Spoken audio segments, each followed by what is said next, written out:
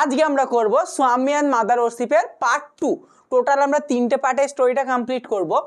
এইবার এই স্টোরিতে বলা আছে নিবেদিতার দৃষ্টিতে বিবেকানন্দ এবং তার মা কালীর ভক্তির প্রতি। আচ্ছা, আগের ভার্সন অর্থাৎ আগের বইয়ে এই স্টোরিটা এরকম ছিল না। তোমরা যদি তোমাদের যে ড্রামার বইটা দেওয়া আছে সেখানেও দেখবে, এখানে একটা ছবি দেখতে পাচ্ছ, কি লেখা আছে কি this story is adapted from dash done by WBCHSE, অর্থাৎ এই স্টোরিটার পরও ওয়েস্ট বেঙ্গল কাউন্সিল কিছুটা হয়তো এডিট করেছে স্টোরিতে। তোমরা তোমাদের বইও যদি খোলো দেখবে মেনলি তোমাদের বইয়ে এই যে এই রকম জায়গায় এই যে দেখো কোথায় গেল, এই যে 16-17 করে দেবে কিছু পয়েন্ট দেওয়া আছে, মানে এই জায়গাগুলো কিছু চেঞ্জেস করা হয়েছে।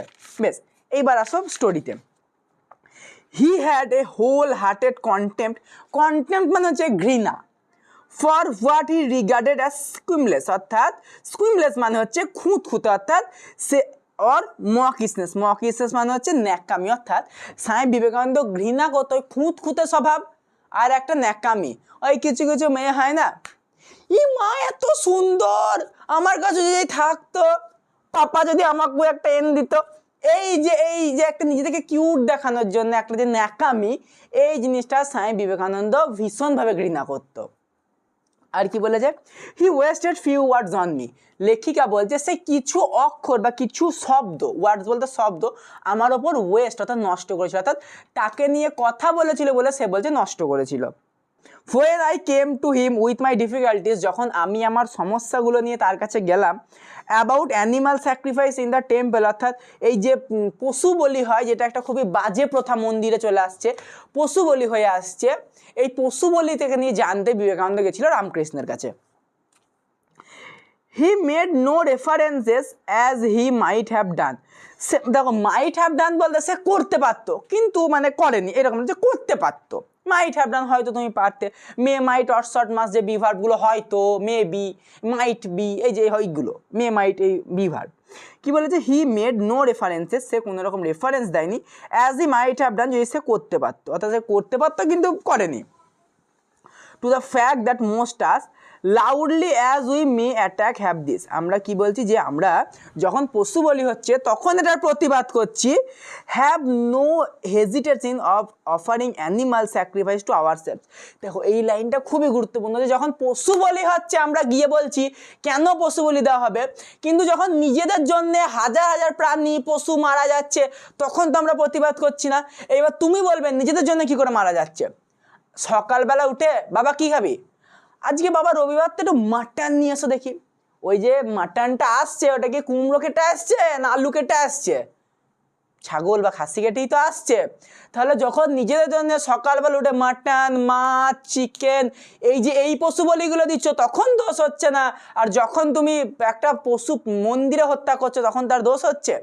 এইটাই রামকৃষ্ণ বিবেকানন্দকে বলেছিল যে আমরা নিজেদের জন্যই তো পশু বলি দিচ্ছি, আর ঠাকুরের নাম দিয়ে চালাচ্ছি, ঠাকুর খেতে আস নাকি, দেখেছিস তুই, দেখেনি তো, নিজেদের জন্য যে ঠাকুরের নামে চড়িয়ে সে খাচ্ছি তো নিজেরাই, এই জিনিসটা কিন্তু রামকৃষ্ণদেব বলেছিল।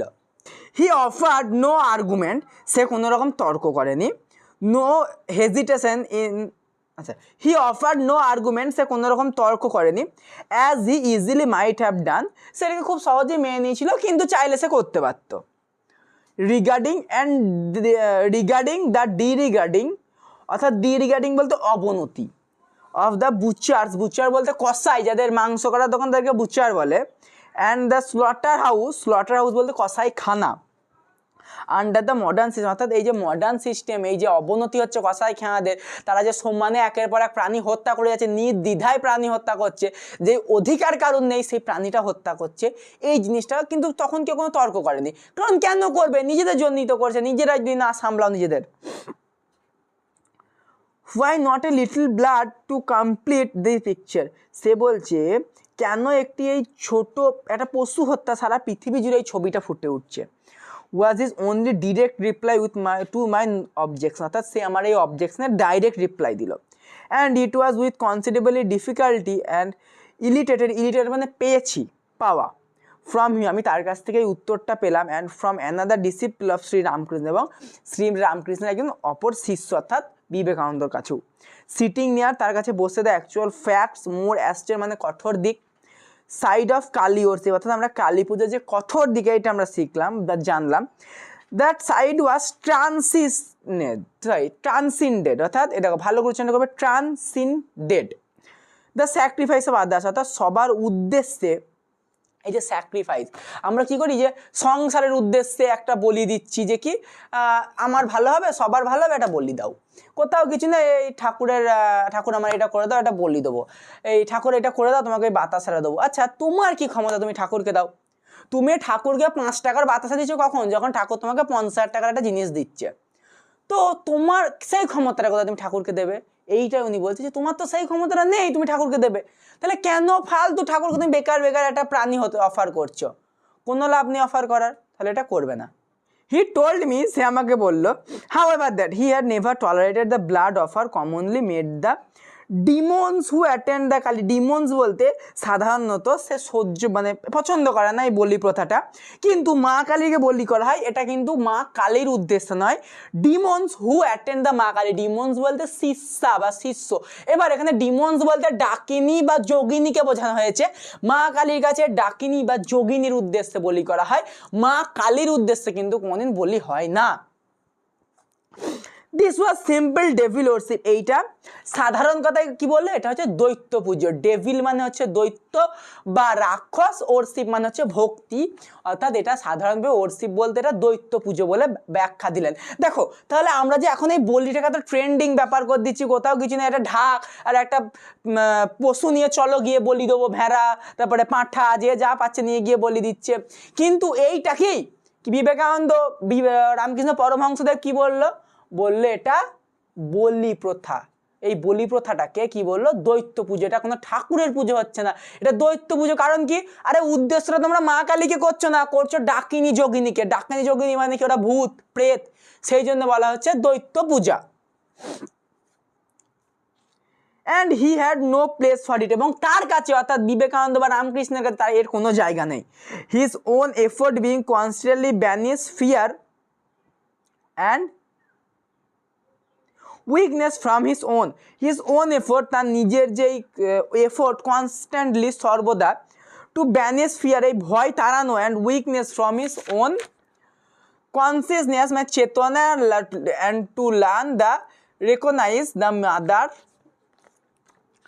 As instinctively in evil, terror, sorrow and annihilation, অর্থাৎ অ্যানিহিলেটেশন মানে ধ্বংস। অর্থাৎ এইটা হচ্ছে তার নিজেকে চিনতে পারো, অর্থাৎ মা কালীকে কি হয়েছে তুমি চেনো।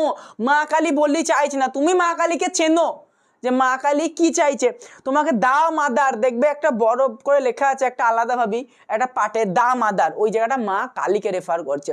তুমি মা কালীকে চেনো। আর একটা জিনিস যেখানে আগের লাইনে, এই যে এই লাইনটাই বিবেকানন্দ বলেইছিল যে ডেভিল ওয়ার্শিপ কেন বলছে। দেখো ডাকাতরাও পুজো করে, ডাকাতি করতে বেরোয়, পুলিশেরাও পুজো করে, মা কালী পুজো করি। ডাকাতও মা কালী পুজো করে, পুলিশও মা কালী পুজো করে। ওরা কি করে? পুজো করে বেরোচ্ছে হচ্ছে কোথায় না, পুলিশ বেরোচ্ছে ডাকাত ধরতে, ডাকাত বেরোচ্ছে যাতে পুলিশ ধরতে না পারে, চুরি যেন ওরা সফলভাবে করতে পারে ডাকাতি, তার জন্যে। এইবার তুমি বলো মা কালী কার সঙ্গ দেবে? নিশ্চয়ই পুলিশের। এইবার ডাকাতরা কি করছে? ডাকাতরা তো অফার করছে এই পশু এসব, ওই জন্যই এটাকে আরো দৈত্য পূজার আখ্যা দিচ্ছে। বেশ, পরের পেজে এসো, কি বলেছে? As in that which make sweetness of joy, এই যে এই জিনিসটা, এই যে মায়ের যেই রূপ, এই রূপটারও কিন্তু একটা মিষ্টতা আছে। ইট ফলোড দ্যাট, এটা দেখায় যে the one thing could not was any sort of watering down by the great conceptions. হঠাৎ করে সে চেঁচিয়ে বলে উঠলো বোকা, হি এক্সক্লেমড, সে চেঁচিয়ে বললো, as it dwelled in quiet talk on the worship the terrible, সে বললো এ তো ভয়ঙ্করীর পুজো। ভয়ঙ্করী বলতে মা কালীকে আমরা পুজোই করি টেরিবল রূপে, অর্থাৎ আমরা যে তার রূপটা দেখছি সেটা টেরিবল, ভয়ঙ্করী, সেটা কিন্তু সাধারণ রূপ নয়।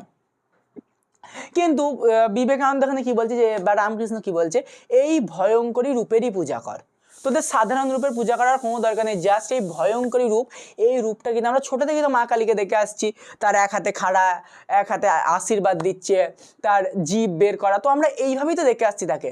এইটাই তো তার সুইট রূপ আমাদের কাছে, এটা তো আমাদের কাছে ভয়ের রূপ নয়, এইটা এখানে বোঝাচ্ছে। তারপরে কি বলছে? On becoming one with the terrible, আবারও সে বলছে এটা কিন্তু ভয়ঙ্করীরই পুজো। ফুলস, তোরা তো বোকা, they put a girl and followers round then the neck, এটা দেখো THY শব্দ ব্যবহার করা আছে, ভালো করে দেখবো ওয়ার্ডটা। তার গলায় রয়েছে একটা ফুলের মালা, and then start back in terror and call three the merciful, merciful বলতে কৃপাময়, অর্থাৎ দ্য মার্সিফুল, অর্থাৎ তিনি হচ্ছেন কৃপাময়ী মা। As he spoke the underlying egoism of worship that is devoted to the king god and providence, অর্থাৎ like consoling divinity without a heart for god in earthquake or god in volcano overwhelm the listener, অর্থাৎ এই লাইনটা ভালো করে বুঝবে। আমরা পুজো করি একমাত্র যে ভগবান আমাদের পরিত্রাণ করে, অর্থাৎ যে ভগবান আমাদের বাঁচায়, যে ভগবান আমাদের রক্ষা করে, আমরা সেই ভগবানের পুজো করি। কোনদিন দেখো আমাদের বলা আছে আর্থকুয়েক, কোনদিন আমরা ভূমিকম্পের ভগবানের পুজো করেছি? ভলক্যানো, কোনদিন আমরা লাভা বা আগ্নেয়গিরি ভগবানের পুজো করেছি? করিনি। আমরা কোন ভগবানের পুজো করেছি? যেই ভগবানকে আমাদের দরকার, যেই ভগবান আমাদের বাঁচাবে, আমরা সেই ভগবানের পুজো করছি। অর্থাৎ আমরা পরিষ্কার কথায় স্বার্থে পুজো করছি, নিজেদের স্বার্থ সিদ্ধি করার জন্য আমরা পুজো করছি। One saw that such worship was at bottom, as the Hindu calls the mainly shop keeping, and one realized the infinitely greater boldness, the truth of teaching that God manifesting through evil as well as through good, অর্থাৎ এই যে ভগবানকে আমরা, এই ধরো একটা দোকানদার mainly বা একটা মানুষ ভগবানকে কিসের জন্য ডাকে? দ্যাটস ওই একই, তাদের যাতে স্বার্থ সিদ্ধি হয়। এইখানে সেটাই বলছে যে তারা boldness of truth of teaching, তারা ম্যানিফেস্ট করে ভগবানের তাদের ভালোর জন্যে। ওয়ান স দ্যাট, তারা দেখে যে that true attitude for mind will are not be baffle মানে dissed by the personal self was in fact, অর্থাৎ তারা in fact of determination the stern words of Swami Vivekananda to seek date of life. আচ্ছা, এবার আমি বলি হচ্ছে মানেটা তোমাদের পুরোপুরি প্রথম থেকে, অর্থাৎ এই দোকানদারদের যে ব্যাপারটা ছিল এইখান থেকে হচ্ছে। আর কি বলতে যে আমরা মনকে বিচলিত না করে সবসময় নিজেদের যেটা ইচ্ছা এবং যেটা করলে ভালো হবে সেইটাই করা ভালো। অর্থাৎ দোকানদাররা মেনলি নিজেদের মনকে বিচলিত করে না, বা সবাই নিজের মনকে বিচলিত না করে যেটা নিজেদের ভালো হবে সেইটাই করা ভালো। ধরো আমরা কোচ ফুটবল খেলছি কিন্তু আমাদের মন বলছে, তারপর আমরা পড়তে বসছি কিন্তু আমাদের মন বলছে ফুটবল খেলো, বা আমাদের মন বলছে একটু বাইরে ঘুরে আসি, একটু রিলস স্ক্রল করি, তাহলে এই যে মন বিচলিত করছে আমাদের, কিন্তু আমরা পড়া করতে পারছি না। সেই জন্যে এইটাই বলছে মনকে বিচলিত করো না, তুমি তোমার কাজটা ঠিক মতো করো তাহলেই হবে। তারপরে কি বলছে, the Swami Vivekananda to seek death not life, তারা বলছে to hurl oneself upon the source, মানে তারা বলছে মৃত্যুই তো জীবন, অর্থাৎ ডেট নট লাইফ, যে মৃত্যুর জন্য বাঁচো, বেঁচে থাকার জন্য বেঁচো না, কারণ আমরা সবসময় রয়েছি সোর্স, মানে তলোয়ারের ডগায়, তলোয়ার ঢুকিয়ে দিলি মরিবা। To become one with the terrible for ever more, অর্থাৎ কি বলছে তোরা মায়ের মধ্যে বিলীন হয়ে যা, বলছে তোরা তার মধ্যে বিলীন হয়ে যা। তার বলতে কাকে? মা কালীর মধ্যে। বলছে তোরা মরার জন্য বাঁচ, বাঁচার জন্য তো সবাই বাঁচে, মরার জন্য বাঁচ। আর কি কর, তোরা মায়ের মধ্যে বিলীন হয়ে যা, যার যেটা তোদের ঠিক মনে হয়, যেটা করলে তোদের ভালো হবে সেইটা কর, মনকে বিচলিত হতে দিস না। মেনলি গোটা প্যারাটার ওইটুকুই মানে বোঝানো হয়েছে। এবার আমি বলি, এইটা যেহেতু একটা আধ্যাত্মিক গল্প মা কালীকে নিয়ে লেখা, তো মেনলি অনেক লাইনই বারবার রিপিট হচ্ছে, তো হতে পারে, এটা কোনো ব্যাপার নয়। It would have been altogether consciousness with the Swami's ideas of freedom to have sought to impose মানে চাপিয়ে দেওয়া his own concepts on the disciple, অর্থাৎ এই যে নিজের চিন্তা ভাবনা শিষ্যের ওপর চাপাতেন না। আর মেনলি ইনকনস্ট্যান্ট বললে অমিল, অর্থাৎ না পাওয়া, অর্থাৎ এরকম। অর্থাৎ স্বামী বিবেকানন্দ তার নিজের চিন্তা ভাবনা তার শিষ্যদের ওপর কোনোদিন চাপিয়ে দিতেন না, যে তোরা তোদের যা ইচ্ছা হয় তোরা কর, তোদের যেটা ঠিক মনে হয় কর, অর্থাৎ সবসময় ঠিকের প্রতি কথা বল, ঠিকটা বল। এখন বর্তমানে ঠিকের প্রতি কথা বলার মানুষের খুব অভাব, কারণ সত্যি কথা বলতে সবারই ভয় লাগে। তো অনেক কারণে সত্যি কথা বলে না, নিজের স্বার্থের জন্যে, কেউ ভয়ে, অনেক কারণে বলে না। কিন্তু বিবেকানন্দ কি বলতেন, যে তোরা আমার শিষ্য, আমি তো ভুল করতেই পারি, আমি তো মানুষ রে বাবা, তোরা যেটা ঠিক মনে হয় সেটা কর, তোরা ঠিকটা বল। কে বারণ করেছে? ঠিক বলা তো পাপ নয়, ঠিকটা বল তোরা। তারপর কি বলছে, but everything in my past life as an educationist and contributed to impress me now the necessity of taking Indian consequences and the personal perplexity associated with the memory of the pilgrim to Amarnath was witnessed to be forgotten to a strong place which Indian system of worship held to consciousness. অর্থাৎ আমি গেছিলাম এক সময় অমরনাথে এবং আমাদের যে ভারতীয় সংস্কৃতি পুজোর সেইখানে গিয়ে আমি এটা আরও উপলব্ধি করেছিলাম, যেখানে আমি অমরনাথ যাওয়ার সময়, তোমাদের অমরনাথ স্টোরিটা আছে, বিবেকানন্দ যখন অমরনাথে গেছিলো, নিবেদিতাও গেছিলো তার সঙ্গে, পরই হয়তো আছে অমরনাথটা, তো এই অমরনাথটার কথা এখানে উল্লেখ করেছে। আর কি বলেছে, আর বলেছে দেখো, I said myself therefore to enter into Kali worship, আমি তারপরে নিজে ঢুকে মা কালীর বন্দনায়।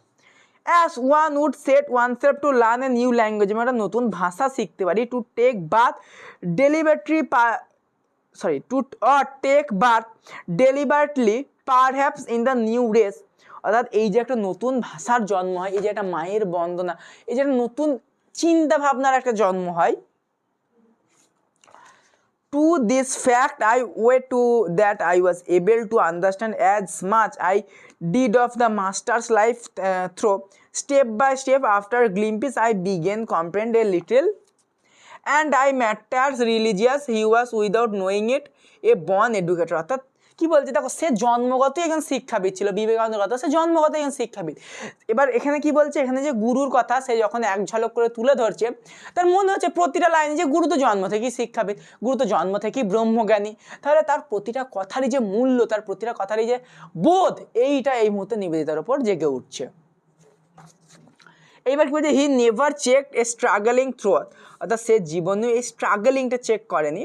Being with him one day with an image of Kali was brought in, একদিন তাকে নিয়ে গিয়ে একটা মা কালীর ছবি দেওয়া হয়েছিল, অ্যান্ড নোটিসিং দেখানো হয়েছিল some passing expression.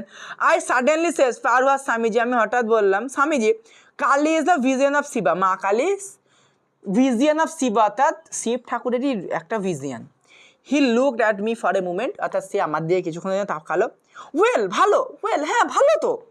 Express it in your own way, তুমি তোমার মতোভাবে যেভাবে বোঝো সেইভাবে এক্সপ্রেস করো, বন্দনা করো। হি সেড জেন্টলি, সে বললো তুমি যেভাবে বোঝো, ভদ্রভাবে বললো। দেখো রাগ নয় যে তার সে বিবেকানন্দ ছাড়া অন্য কিছু বলছে যে মা কালী শিব ঠাকুরের রূপ, এই যে এটাতে রাগ কিছু না, সে কি সে খুশি হলো, হ্যাঁ ভালো তো।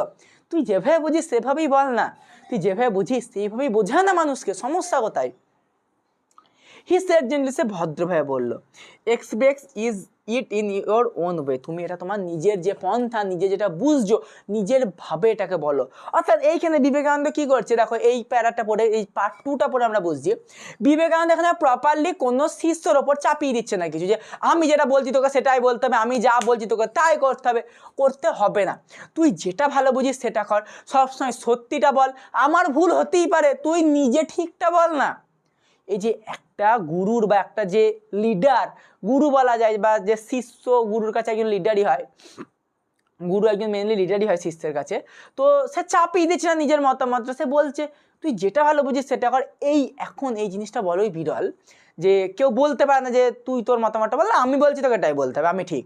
এই জিনিসটা তখন তিনি বলতেন না, সেই জন্যই তিনি আগে স্বামীজি, যে কি, যে তুই যেটা ভালো বুঝিস সেটা কর। এই লাইন থেকে আমরা কি বুঝলাম, স্বামীজি তার শিষ্যদের কোনো রকম মত প্রকাশে বাধা দিতেন না, এবং তিনি মা কালীর টেরিবল রূপের, যে ভয়ঙ্কর রূপের, তারই পুজো করতে বলেছেন, এবং তার অমরনাথের কিছুটা ছোট্ট একটা গ্লিম্পিস, ঝলক তুলে ধরা হয়েছিল। আচ্ছা, এরপরে আমরা মেনলি পুরো পার্ট 3তে আমরা ফুল কমপ্লিট করে ফেলবো, মোটামুটি আর 2.5 পেজ মতো আছে, তো আচ্ছা 3.5 পেজ আছে পার্ট 3-র জন্য, পার্ট 3তে আমরা কমপ্লিট করে ফেলবো। আবার দেখা হচ্ছে পার্ট 3 নিয়ে। আর যদি তোমাদের এইখানে কোনো ডাউট থাকে তোমরা আমাকে জানিও, তোমাদের জন্য ফ্রি হোয়াটসঅ্যাপ গ্রুপ চালু রয়েছে, ডেসক্রিপশনে লিঙ্ক দেওয়া থাকবে, তোমরা জয়েন করে নিও।